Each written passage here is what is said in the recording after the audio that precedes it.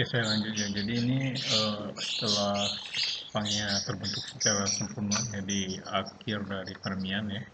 Lalu pada early Trias ya, sekitar 230 juta tahun yang lalu, Pangea ini begin to rift apart ya. Jadi dia mulai bergerak saling menjauh ya.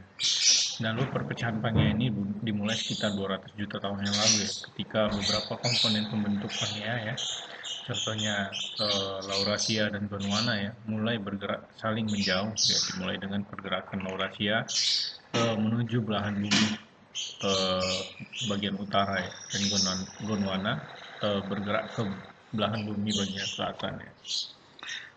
Di antara kedua benua raksasa tersebut, Gondwana ini memiliki usia yang lebih singkat ya, karena mulai terpecah sekitar 200 sampai 160 juta tahun yang lalu. Sedangkan Laurasia ini dia terpecah sekitar 200 hingga 100 juta tahun yang lalu seperti itu ya. Next. Nah, ini adalah ini adalah bentukan dari bumi di awal dari Jura ya, sekitar 195 juta tahun yang lalu. Nah, di sini ya, dapat kita lihat the dinosaurs spread across the Pangea. Jadi dinosaurus mulai menyebar melintasi Pangea ya, atau benua-benua yang ada di sini. Makanya terdapat sebaran-sebaran fosil di tiap-tiap benua. Gitu ya. Jadi dan ini juga menjadi bukti kalau dulunya ya benua itu dia bergabung menjadi suatu benua yang besar ya. Next. Sorry. Nah, ini pada late Jura ya, akhir dari Jura sekitar 152 juta tahun yang lalu ya, Pangea ini mulai live apart ya, jadi saling bergerak menjauh ya, di bagian tengah tepatnya ya, yang meninggalkan benua Gondwana. Awalnya Laurasia sudah duluan berpisah, lalu si Gondwana ini mulai berpisah lagi di bagian tengahnya, sehingga meninggalkan Gondwana berupa Amerika, South America, Afrika, India, Australia, dan Antartika ya. Nice.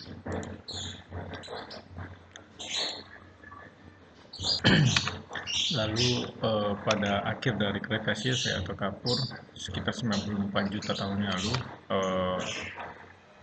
New Ocean ya, jadi benua baru mulai terbuka ya, terbentuk. Nah, ini adalah bentukan dari benua pada umur akhir dari Kapur ya, setelah Pangea terpecah ya.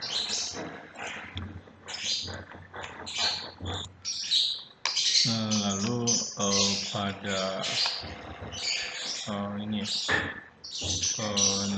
juta tahun yang lalu ya, pada masa Kenozoikum tepatnya, merupakan end of dinosaurs ya, di akhir dari zaman dinosaurus yang diawali dengan eksplosif gunung berapi yang sangat dahsyat ya, sehingga memuntahkan material piroklastik ke awan dan menutupi sinar matahari ya, untuk sampai ke bumi. Jadi atau terjadi proses pendinginan temperatur secara regional ya, atau penurunan temperatur bumi, sehingga menyebabkan makhluk hidup yang ada di bumi ini mengalami pemusnahan massal ya, atau mass extinction ya, seperti itu.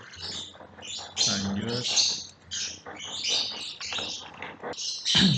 Lalu di tengah ya, middle dari Eocene ya, sekitar 50,2 juta tahun yang lalu ya, during the early Cenozoic, India begin to collide with Asia ya. Jadi benua India yang awalnya berpisah, dia mulai bergabung atau bertabrakan dengan benua Asia ya.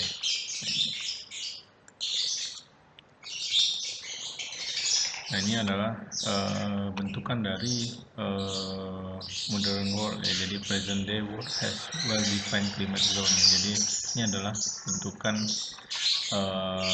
bumi pada saat ini ya, seperti yang kita hidupi saat ini. Nah, tidak hanya memprediksikan bagaimana bentuk dari bumi dari awal pembentukan awal pembentukan Pangea mungkin dia Christopher ini juga memprediksikan bagaimana bentukan bumi ini pada 50 juta tahun yang akan datang mungkin ya. Ini adalah prediksi dia ya. Bentukan dari bumi lebih kurang 50 juta tahun yang akan datang seperti ini. Lalu ini adalah bentukan bumi 150 juta tahun yang akan datang ya. Ini yang Atlantic Ocean begin to close ya.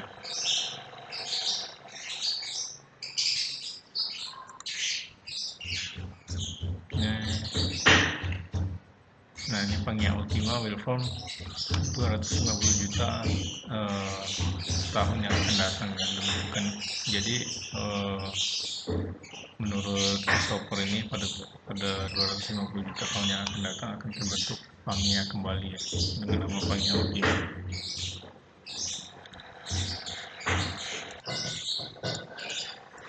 Next ya. Nah ini adalah crust mantle core ya. Jadi dapat kita lihat ini adalah interior bumi ya. Dimana bumi ini terdiri dari crust ya atau kerak, mantle, outer dan inner core ya. Untuk kerak dan upper mantle ini kita kenal dengan litosfer ya, dimana crust atau kerak bumi ini memiliki tebal antara 5 sampai 40 km ya. Lalu sedangkan mantel bumi ya atau astronosfer ya kita kenal memiliki ketebalan sekitar 2885 km ya. Lalu outer core ya memiliki ketebalan 2270 km dan inner core ini memiliki ketebalan 1216 km. Jadi kalau kita jumlahkan mungkin ya, mulai dari crust, lalu upper mantle, lower mantle, lalu outer dan inner core ini mungkin jari-jari bumi ini memiliki ketebalan sekitar 6300 km kurang lebih gitu ya.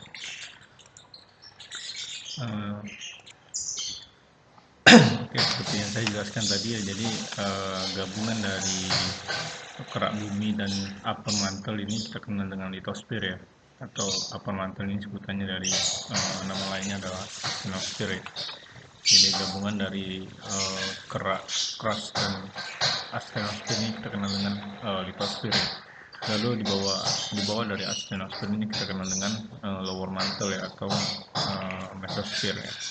Lalu di bawahnya ada outer core dan di dalamnya adalah inner core ya, dimana inner core-nya adalah inti dari bumi ya, terdiri dari Fe dan Ni ya, yang berupa padatan seperti itu ya.